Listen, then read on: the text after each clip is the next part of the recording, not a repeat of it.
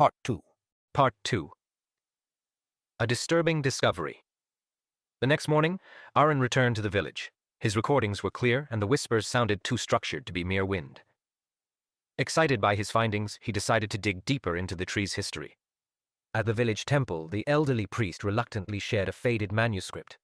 It detailed the widow's story. Her name was Meenakshi, and she had been falsely accused by a jealous landlord. Her final curse was a promise: "Those who disturb my peace will feel my wrath." Aaron also learned of others who had camped by the tree. Most were travelers who had gone missing. Their bodies were never found, but villagers claimed their anguished cries could be heard during storms. Ravi begged Arun to abandon his research, but Arun dismissed the warnings as folklore. The second night. That evening, Arun returned to the banyan tree, determined to find a rational explanation for the whispers. This time he brought equipment to measure electromagnetic fields, convinced there was a scientific reason for the phenomena. As he set up, the atmosphere grew oppressive. The air felt heavier, and an unnatural chill crept in, despite the summer heat. As night fell, the whispers began again, louder and more distinct than before. Suddenly, the ground beneath the tree began to tremble. Aaron froze as a low guttural moan echoed around him. The whispers became deafening, forming a single word: Vilundal. Fall. Panicked, Aaron looked up to see a shadowy figure materializing in the tree's branches. It was a woman with flowing hair and hollow eyes that seemed to burn with rage. Her skeletal hand reached out toward him. Aaron stumbled backward, his equipment forgotten.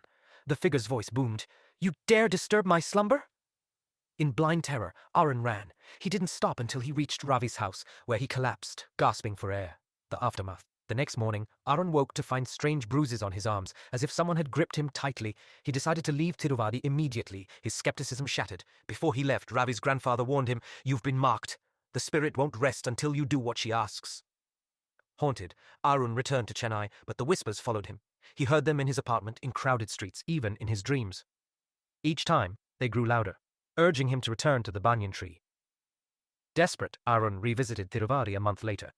The villagers performed rituals to appease Meenakshi's spirit, and Aaron offered his sincerest apologies at the base of the tree. That night, the whispers stopped. But Aaron was never the same.